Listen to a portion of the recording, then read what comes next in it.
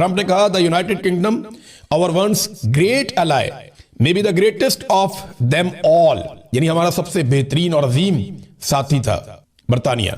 उसने कहा जी फाइनली उसने बहुत संजीदगी से सोचने के बाद 2 एयरक्राफ्ट कैरियर जो है मिडिल ईस्ट में भेजे हैं। That's okay prime minister Starmer, ठीक है वजीर आजम Starmer, we don't need them any longer, हमें उनकी जरूरत नहीं है। ये डोनाल्ड ट्रंप ने जवाब दिया लंदन को, बर्तानिया को। यानी बर्तानिया ने यहां से हथियार भेजे और अब डोनाल्ड ट्रंप ने कहा हमें उसकी जरूरत नहीं है, लेकिन हम इसे याद रखेंगे। We don't need people that join war after we have already won, हमें आप लोगों की जरूरत नहीं है उस वक्त जब हम ऑलरेडी जंग जीत चुके हैं, ये डोनाल्ड ट्रंप ने कहा। देखिए बाकी ममालिक चाहे यूरोप है चाहे बर्तानिया है, ये और भी बहुत सारे मुल्क हैं, वो इस लड़ाई में क्यों नहीं उतर रहे? वो सारे ये जानते हैं कि इंसानों ने जितने खतरनाक हथियार बना लिए हैं दूसरी जंगी अजीम के बाद, और जिस तरह रशिया और चाइना साथ खड़े हैं ईरान के, ऐसी सूरत हाल में अगर वो इस जंग का हिस्सा बनेंगे तो उनके मुल्क के ऊपर भी इसका रद्देअमल आएगा, और वो एक ऐसी जंग शुरू नहीं करना चाहते जिससे पूरी की पूरी इंसानियत तबाह हो जाए। डोनाल्ड ट्रंप का मसला और है, उनका पूरा का पूरा करियर और हर चीज दांव पे लगी हुई है। डोनाल्ड ट्रंप या तो ऐवान सदर में रहेंगे या जेल में जाएंगे, ऐसा दिखाई दे रहा है। उनका मुआवजा तो पक्का है, वो अपने मुंह से कह चुके हैं मेरा मुआवजा होगा। और mid term election Donald Trump के जीतने के इम्कान है ही नहीं, बहुत बुरे हालात हैं। वो न्यूयॉर्क का मेयर नहीं जीत सके, ममदानी वहां पे इलेक्शन जीत गए। तो डोनाल्ड ट्रंप की फ्रस्ट्रेशन तो समझ आ रही है। नेतन्याहू भी मुजरिम है, उनके ऊपर इसराइल के अंदर भी मामला आता है। वो चाहते हैं उनको सदारती माफी मिल जाए, उसके लिए वो सिफारिशें भी करते रहते हैं। तो इनके हालात बड़े पतले हैं, इनकी लड़ाई तो समझ आ रही है, लेकिन यूरोप और बर्तानिया अपने आप को इस हलाकत में डालना नहीं चाहता, क्योंकि वो ये जानते हैं कि जितने खौफनाक हथियार इस वक्त दुनिया में मौजूद हैं वो पूरी दुनिया को आग लगा देंगे। अब नाज़रीन एक आखिरी खबर मैं आपको देता हूं, और ये भी पाकिस्तानी हुक्मरानों की ढिठाई और बेशर्मी है। पाकिस्तान का जो वजीर आजम है और जो उनकी टीम है वो ये कह रहे हैं कि क्योंकि आलमी सतह पे सारे मुल्कों में पेट्रोल की कीमतों में इजाफा हो रहा है, इसलिए हमने भी पेट्रोल की कीमतों में इजाफा कर दिया है। अब मैं आपके सामने हकायक रखता हूं मुल्कों के साथ साथ कि जंग से पहले और जंग के बाद किस किस मुल्क में पेट्रोल की कीमत कितनी बढ़ी है। पाकिस्तान में 266 से 321 तक पहुंची है, यानी ये जंग से पहले और जंग के बाद एक हफ्ते का डाटा है। इंडिया में 1 रुपया भी कीमत नहीं बढ़ी। बांग्लादेश में 5 रुपए कीमत बढ़ी है, यानी 125 का था 130 का हो गया। अफगानिस्तान में कीमत नहीं बढ़ी, उतने का ही है। नेपाल में 4 रुपए कीमत बढ़ी है, 186 का था 190 का हो गया। श्रीलंका में 365 का था, ये श्रीलंकन पैसे हैं, 370 का हो गया, यानी 5 रुपए वहां पे बढ़े हैं। तुर्की में 41 लीरा का था, 43 लीरा का हो गया, यानी 2 रुपए उनके बढ़े हैं। और ईरान के अंदर जो है वो बहुत ही थोड़ी सी कीमत बढ़ी है। सऊदी अरब में बहुत माइनर थोड़ी सी, यानी डॉलर्स के अंदर अगर आप लें तो सऊदी अरब में 0.62 डॉलर के ऊपर मिलता था, 0.66 डॉलर पे मिल रहा है। यूएई में भी बहुत ही कम कीमत बढ़ी है इसी तरह से। चाइना के अंदर ना होने के बराबर बढ़ी है। यूके के अंदर 1.78 अमेरिकी डॉलर, अब ये पहुंची है 1.85 अमेरिकी डॉलर, बहुत ही माइनर सी। जर्मनी के अंदर 1.82 से 1.89, बहुत ही मामूली सी, यानी पाकिस्तानी रुपयों में चंद रुपए बनते हैं, चंद रुपए बनते हैं पाकिस्तानी रुपयों में अगर आप इसका अंदाजा लगाएं तो। जबकि अमेरिका के अंदर 0.85 डॉलर, यानी $1 से कम में पहले मिलता था, अभी भी $1 से कम में मिलता है 0.90। यानी इन सब ने जो कीमत बढ़ाई 5 से 10 रुपए पाकिस्तानी बनते हैं, 5 से 10-12 रुपए पाकिस्तानी बनते हैं। इन सब ने जो कीमत बढ़ाई है अपने अपने मुल्कों में, और हमने कितनी बढ़ाई 55 रुपए, बाकी दुनिया की निस्बत 5 गुना ज्यादा पैसा हमने वसूल किया पाकिस्तानियों से। ये फैक्ट, ये फिगर तो मैं आपके सामने रख रहा हूं, जंग से पहले और जंग के बाद। ये कौम को बेवकूफ बना रहे हैं, जैसे इन्होंने 8 फरवरी 2024 को आसिम मुनीर साहब के साथ मिलकर कौम को बेवकूफ बनाया और पूरे के पूरे मैंडेट पे डाका डाल दिया, बिल्कुल वैसे ही ये फिर कौम को बेवकूफ बना रहे हैं। लेकिन कौम की आंखें खुल गई हैं, हाथ नहीं खुले अभी। कश्मीर में 50 के करीब लाशें गिरी हैं। नवाज शरीफ ने उन पे एक लफ्ज भी नहीं बोला, मगर वजीर आजम बनने की ख्वाहिश का इजहार किया। चले, हजारों ख्वाहिशें ऐसी कि हर ख्वाहिश पे दम निकले, बहुत निकले मेरे अरमान, फिर भी कम निकले। तो नाजरीन, पिछले 15 साल में से 13 साल से जायद PMLN और पीपल्स पार्टी ने हुकूमत की है आजाद कश्मीर पे। यानी 2008 के बाद से अगर आप देख लें तो आजाद कश्मीर में पीपल्स पार्टी की हुकूमत है या PMLN की हुकूमत है। बीच में PTI को लगभग 1 साल के लिए हुकूमत मिली, उसके बाद उनकी वफाकी हुकूमत खत्म हो गई और वहां पे साजिशें शुरू हो गई। तो लगभग जो उन्होंने अपनी हुकूमत इंजॉय की, जो लगता है कि उनके पास वो हुकूमत का सही टाइम था, वो 1 साल था, 1.25 साल था, और 2 साल टोटल उनके पास मिलाकर आप कर लें। लेकिन पीपल्स पार्टी और पीएमएलएन ऐसे तकरीर करते हैं वहां पे जैसे वहां पे कभी उनकी हुकूमत आई नहीं। जिस तरह वो मसाइल गिनवाते हैं, जिस तरह वो बताते हैं कि ये भी नहीं बना, वो भी नहीं बना, ये भी नहीं किया, वो भी नहीं किया, वो भाई किसने करना था? इमरान खान को तो 1 साल मिला कश्मीर, बाकी 13-14 साल तो आपके पास रहा और हमेशा से मिलिट्री एस्टेब्लिशमेंट के पास है। अगर कश्मीर में एयरपोर्ट्स नहीं है, मोटरवेज नहीं है, सारी सहूलियात नहीं है, जो 38 उनकी डिमांड्स हैं उनमें ज्यादातर वो हैं जो उनके इंफ्रास्ट्रक्चर के बारे में है, उनके लोगों के बारे में, उनकी डेवलपमेंट और तरक्की के बारे में है। अगर वो सब कुछ उन्हें नहीं मिला तो उसके लिए रिस्पॉन्सिबल तो वही जमाते हैं ना जो वहां पे इक्तदार में रही हैं। या आप 1 साल वाले इमरान खान के खाते में डाल देंगे सारा कुछ। तो ये ऐसे तकरीरें कर रहे हैं जैसे अपोजिशन है। बिलावल वहां तकरीर करता है, ऐसा लगता है कि बिलावल हुकूमत में नहीं है, हालांकि हुकूमत बिलावल की है। पिछले जितने अरसे में ये सारा कुछ हुआ, जो खेल खेला गया, वो बिलावल की हुकूमत ने खेला है वहां पे आजाद कश्मीर ने। ये जो मार कुटाई हुई बिलावल की हुकूमत ने की, कलअदम करार दिया बिलावल की हुकूमत ने किया, लोगों का कत्लेआम हुआ बिलावल की हुकूमत में हुआ, लोगों के सरों पे इनाम रखा गया बिलावल की हुकूमत में रखा गया। ये जितनी फोर्सेस बुलाई गई, जुल्म और बर्बरियत की गई, ये सारा कुछ बिलावल के दौरे हुकूमत में हुआ है आजाद कश्मीर में। और बिलावल वहां पे बड़ी चालाकी से अपोजिशन लीडर बनने की कोशिश करता है। हुकूमत उसकी है, खुद को अपोजिशन बनाकर पेश कर रहा है। ये ना लोगों को बेवकूफ समझते हैं, लेकिन कश्मीरी बहुत समझदार हैं, पढ़े लिखे भी हैं, उन्हें शऊर भी है, उन्हें अंदाजा है कि उन्हें बेवकूफ बनाने आए और कोई चक्कर नहीं है। अगर कश्मीरियों को अपने वोट से फैसला करने का हक मिल गया तो याद रखिएगा इन दोनों जमातों की वहां पे जमानतें भी जब्त हो सकती है, जो इनके हालात हैं। अब नाजरीन, एक और खबर, इमरान खान साहब की बहनों ने अब जवाब दिया है। पहली मरतबा नौरीन खानम भी आई, अलीमा खानम भी आई, और जो उनका एक मुतनाज़ बयान है नौरीन खानम का, उसके ऊपर उन्होंने स्टेटमेंट दिया। तो अलीमा खानम ने कहा कि मोदी की दोस्ती नवाज शरीफ के साथ है, यह पूछना जुर्म है। वो बगैर वीजे के मोदी को पाकिस्तान बुला सकते हैं, हम इतना नहीं पूछ सकते। आप नवाज शरीफ की बेटी से पूछें जो बताती थी कि इसको इंडिया से शालें भेजी गई हैं। मेरी बहन ने घर में बैठकर बात की थी, वो कोई पब्लिश नहीं किया था। हम 3 औरतें खड़ी हैं, जितने केसेस लगाने लगा दो, क्या कर लोगे, बाहर ही दोगे ना। ज्यादा से ज्यादा हम नहीं डरते, हम शहादत कबूल कर लेंगे, हम अपने भाई के साथ खड़े हैं, अपने मुल्क के लिए खड़े हैं, ये अलीमा खानम ने कहा। अच्छा, जो बात नौरीन खानम ने कही, उन्होंने भी एक बात की। देखें, उनका बेटा भी जेल में है अभी, और लोग भी अब बोलना शुरू हो गए हैं। मेरा बेटा मिलिट्री कोर्ट की वजह से जेल में है।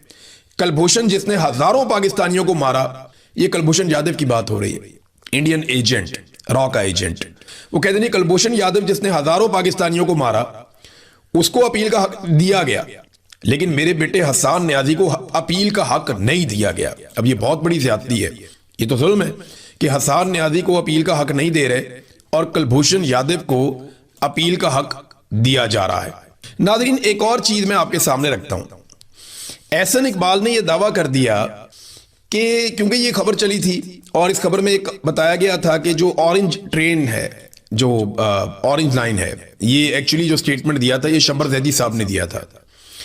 उन्होंने कहा जी ये सी पैक के जो पैसे थे उनमें से आपने ऑरेंज ट्रेन बनाई चाइना से पैसे लेके, तो ये आपने गलत किया। तो एहसन इकबाल साहब ने कहा जी आपकी इतला के लिए अर्ज़ लाहौर में ऑरेंज ट्रेन वफाकी हुकूमत के पैसों से नहीं बनी, बल्कि वो 100% पंजाब हुकूमत ने अपने पैसों से और बजट से बनाई थी। एहसन इकबाल का झूठ पकड़ा गया और ये हकायक मैं आपके सामने रख देता हूँ। ये वो डॉक्यूमेंट हैं जो ऑरेंज ट्रेन से रिलेटेड हैं और ये वो तमाम खबरें हैं जो सरकार ने खुद छपवाई हैं। ये खबरें ये बताती हैं कि ऑरेंज ट्रेन का जो प्रोजेक्ट है वो सी पैक के जुमरे में जो चाइना ने पैसा दिया था, ये उन पैसों से बनी है। ये जो मंसूबा था ये लगभग 1.65 बिलियन डॉलर्स का था, यानी 1.5 अरब डॉलर से ज्यादा का मंसूबा था। टोटल इसकी जो कॉस्ट थी, इसका जो 48% पैसा है वो पाकिस्तान की वफाकी हुकूमत ने कंट्रीब्यूट किया है। और इसके अलावा जो चाइना का एक बैंक है एक्सिम बैंक, उसने सॉफ्ट लोन दिया है 52%। तो चाइना का पैसा भी आ गया और वफाक का पैसा भी आ गया और एहसन इकबाल साहब का झूठ भी पकड़ा गया। ये ऐसे टिलेबों के साथ झूठ बोलते हैं, इन्हें लगता है कि किसी को समझ ही नहीं आएगी। ये रिकॉर्ड सारा हम आपके सामने रख देते हैं, आप देख लीजिए। ये रिकॉर्ड ये बता रहा है कि लगभग आधा पैसा ये चाइना से लेकर आए थे और ये कर्जा है पाकिस्तान के ऊपर, और सी पैक की मद में ये पैसे पाकिस्तान में आ रहे थे। और दूसरा आधा पैसा जो है वो वफाक ने और पंजाब ने डाला था। अब मुझे बताएं कि वफाक का पैसा भी आ गया, जो एहसन इकबाल ने झूठ बोला, उन्होंने कहा जी 100% पैसा पंजाब ने लगाया, नहीं, सीपैक का भी है, वफाक का भी है, और बाकायदा इसके रिकॉर्ड का ये हिस्सा है। और ये एक ऐसा मंसूबा है जिसकी कीमत पाकिस्तानी अब भी चुका रहे हैं, यानी ये खसारे में चलने वाला मंसूबा है, आप इसकी कीमत चुकाते रहेंगे। पाकिस्तान में तालीम की ज़रूरत है, सेहत की ज़रूरत है, इंसानों को अपलिफ्ट करने की ज़रूरत है, और बुनियादी इंफ्रास्ट्रक्चर की ज़रूरत है। वहाँ पे ये आलीशान मंसूबे बनाते हैं जिनमें बड़े बड़े किक बैक्स होते हैं, ताकि पैसा बड़े बड़े ठेकेदारों की जेबों में जाए, और ये इन मंसूबों को दिखाकर लोगों से वोट मांगेंगे। जनाब ये देखिए, हमने इतने बड़े बड़े मीनार खड़े किए, इनको देखो और हमें वोट दो। हालांकि लोगों के पास खाने के लिए रोटी नहीं होगी उस वक्त, किसानों का इस्तेसाल हो गया, उनके लिए कोई पॉलिसी नहीं दी, लेकिन इन्हें वोट चाहिए लोगों को बेवकूफ बनाकर। नादरीन, कुछ थोड़ा सा खैबर पख्तूनख्वा की गवर्नमेंट के बारे में बात कर लेते हैं। सुहेल अफरीदी साहब ने एस्टेब्लिशमेंट की तकरीबन सारी बातें ही मानी है, जिसमें चीदा चीदा कुछ चीजें मैं आपको बता देता हूं। नंबर 1, उन्होंने एक्शन इन सिविल एड का एक कानून था जिसको कहा था फौरी तौर पे खत्म करेंगे, उन्होंने वो खत्म नहीं किया, एस्टेब्लिशमेंट की बात मानी, उसको कंटिन्यू किया। फिर फौजी ऑपरेशन पे उन्होंने कहा था जी हम नहीं होने देंगे, आज वो खुद कहते हैं कि हम कोऑर्डिनेशन के साथ फौजी ऑपरेशंस कर रहे हैं, उसके वो खिलाफ नहीं है। अवाम का इनखला उन्होंने कहा था हम नहीं होने देंगे, आज मुख्तलिफ इलाकों की अवाम के इनखला के अंदर सूबाई हुकूमत खुद मददगार है। फिर उन्होंने कहा था ड्रोन हमले बिल्कुल काबिल कबूल नहीं है, अब ड्रोन हमलों के ऊपर एक भी FIR नहीं होती, और वजीर आला अपनी बेबसी आपको बता चुके हैं। फिर बजट भी उन्होंने कहा था हम पास नहीं होने देंगे, उन्होंने बजट भी एस्टेब्लिशमेंट के हुक्म के मुताबिक को हुकूमत ये बताएगी नहीं। चले एक चैलेंज करते हैं हुकूमत को कि हुकूमत वो असली बिल पेश करे कौम के सामने जो इन्होंने अदायगियां की हैं उन ममालिक को जिनसे ये तेल खरीदते हैं। अब अगर वो आप अदायगियां देख लेंगे तो आपको आइडिया हो जाएगा कि किस तरह आपको लूटा गया है। ये लेवी वाला, टैक्सेस वाला तो और कहानी है ना, इनको तेल इंतहाई सस्ता मिल रहा है, उस पैसे का हिसाब भी ये नहीं दे रहे। आसिम मुनीर साहब ने और शहबाज शरीफ ने अपने ताल्लुकात से फायदा उठाते हुए जो तेल सस्ता लिया अरब ममालिक से, वो तेल महंगे से भी महंगा बेचा पाकिस्तान में। इंडिया में इतनी कीमत नहीं बढ़ती है। अफगानिस्तान को आप देख लेना, अफगानिस्तान के पास कोई बंदरगाह नहीं है, यानी उनको समंदर लगता ही नहीं है, तो वो तेल कहां से लेकर आएंगे? उनको बेचारों को लंबा जमीनी रास्ता तय करना पड़ता है। फिर अफगानिस्तान में ऑयल रिफाइनरीज भी नहीं है, वो भी उनको इजाफी खर्चा पड़ता है, ना वहां पे बंदरगाह है, ना वहां पे ऑयल रिफाइनरीज हैं, इसके बावजूद वो तेल पाकिस्तान की निस्बत सस्ता दे रहे हैं। कैसे दे रहे हैं? देखिए, तेल की कीमत मुकर्रर करने का जो फॉर्मूला है ना, वहां पाकिस्तान डंडी मार रहा है। दुनिया से सस्ता तेल खरीद के हम ये बताते भी नहीं है, हमारी हुकूमत ये बताती भी नहीं है पब्लिक को, एस्टेब्लिशमेंट भी ये पब्लिक को नहीं बताती कि हमने वहां से तेल कितने का लिया, और तेल सस्ता लेके उसके ऊपर मजीद रियायत लेके ये पाकिस्तान में इंतहाई महंगा बेचते हैं।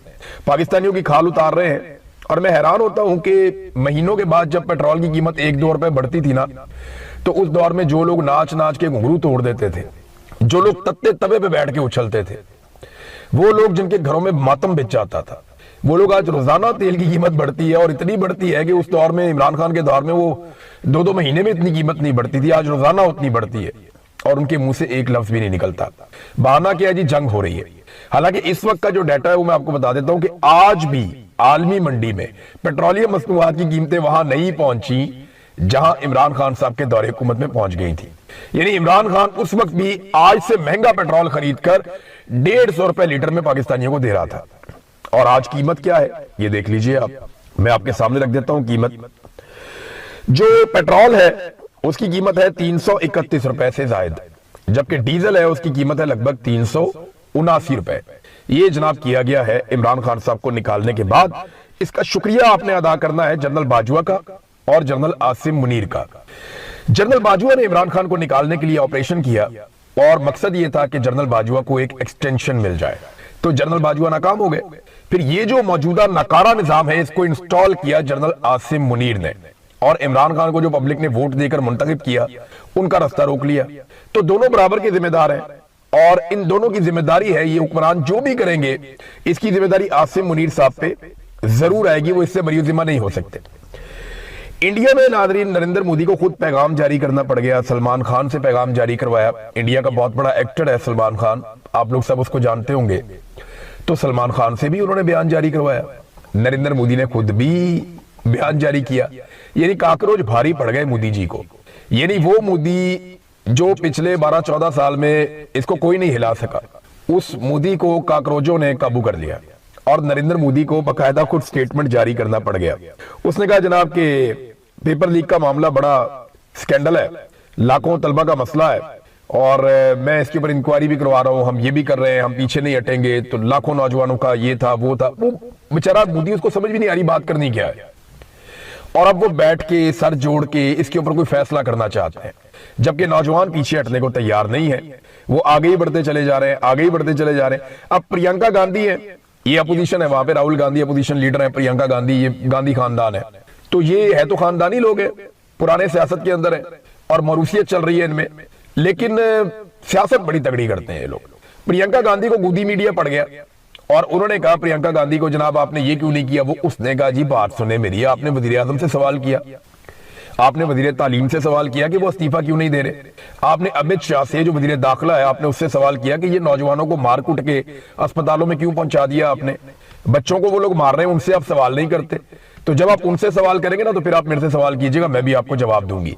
तो गोदी मीडिया की ऐसी तैसी फेर के रख दी प्रियंका गांधी ने। इससे पहले उनके भाई ने भी कई दफा ऐसा किया। गोदी मीडिया बहुत ही दलील हो रहा है, बहुत बुरे हालात में है बेचारा, और उसकी वजह यह है कि उन्होंने नरेंद्र मोदी का आंखें बंद करके साथ दिया, जैसे कि इस वक्त आसिम मुनीर का और मौजूदा रिजीम का पाकिस्तान के अंदर जो सहाफी हैं वो साथ देने पर मजबूर हैं, अपनी इकोनॉमी के लिए, अपनी नौकरी के लिए, अपने हालात की बेहतरी के लिए, अपने ताल्लुकात बनाने के लिए, अपने जाती मफादात के लिए वो मौजूदा रिजीम के सहूलतकार बने हुए हैं। तो पाकिस्तान में भी मीडिया के साथ यही होगा। याद रखिएगा, जब भी कभी पाकिस्तानी निकलेंगे ना तो मीडिया जब उनके बीच में जाएगा तो वो पाकिस्तानी उनको बताएंगे कि तुम लोगों ने हमारे साथ क्या किया, हमारी लाशों तक का तुमने मजाक उड़ाया। अब ये इंडिया के अंदर वो जेंजी निकलती है और उनको 4 डंडे पड़ते हैं या उनको मारा जाता है या आंसू गैस के शेल फेंके जाते हैं, तो पाकिस्तान में जो हमारे टाउट्स हैं वो सीना को भी करते हैं। इनकी दूर की नजर बहुत तेज है, इंडिया में इनको सब नजर आता है, लेकिन पाकिस्तान में इस्लामाबाद में जब नौजवानों पे गोली चलाई जाती है, कश्मीर में गोली चलाई जाती है, मुरीदके में गोली चलाई जाती है, बार बार गोली चलाई जाती है, 9 मई को गोली चलाई जाती है, तो इनकी करीब की नजर बेशर्मों की कमजोर है।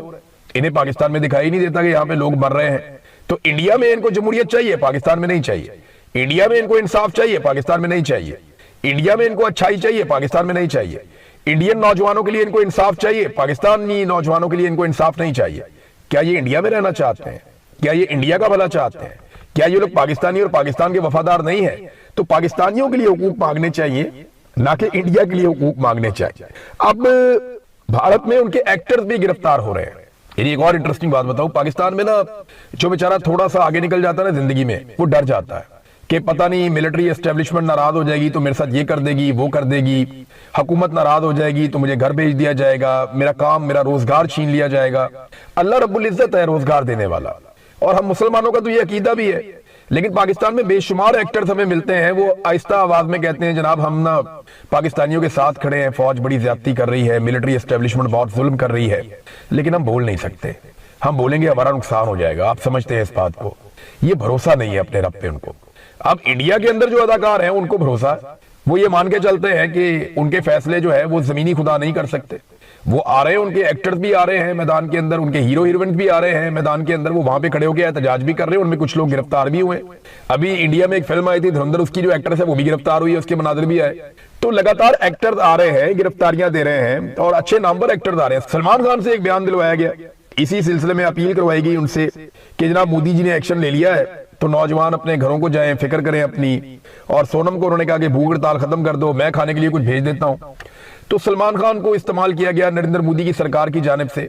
कुछ लोग कंप्रोमाइज भी होते हैं, लेकिन बहुत सारे लोग जिनकी बड़ी इज्जत में इजाफा होगा नौजवानों की नजर में, इंडियंस की नजर में, और उन्होंने पढ़े लिखे होने का सबूत दिया, उन्होंने जिम्मेदार शहरी होने का सबूत दिया, और वो नौजवानों के साथ खड़े हुए उस वक्त जब नौजवान अपने हक के लिए खड़े थे। नाज़रीन, अब आज एक और बड़ा इंपॉर्टेंट इशू है और ये बहुत ही अहम है, इसको जरा आपको समझना पड़ेगा। बलूचिस्तान में एक इंतहाई मुअज़्ज़िज़ जज साहब का कत्ल हुआ, उन्हें शहीद कर दिया गया उनके सिक्योरिटी गार्ड के साथ। जज साहब का नाम है अब्दुल हकीम काकड़। जो मारंग बलोच की बहन है ना, उन्होंने इनके बारे में बड़ी डिटेल से एक ट्वीट भी लिखा, एक उन्होंने बाकायदा स्टेटमेंट दिया इनके बारे में बड़ी तफसील में, नादिया बलोच साहबा ने। और कुछ लोग हैं उन्होंने भी इनके बारे में बताया। बलूचिस्तान में जो जर्नलिस्ट हैं वो भी इनके बारे में लिख रहे हैं कि जो अब्दुल हकीम काकड़ साहब थे सेशन जज, ये इंतहाई बहादुर, निडर और इंसाफ पसंद जज थे। इन्होंने कभी जुल्म और ज्यादती का साथ नहीं दिया। मिलिट्री एस्टेब्लिशमेंट ने जितना मर्जी दबाव डाला, हुकूमत की तरफ से जितना भी दबाव आया, इन्होंने हमेशा अपनी अदालत में इंसाफ किया और ये बरमला कहते रहे कि मैं इंसाफ ही करूंगा। तो ऐसे जजेस जो है वो ठंडी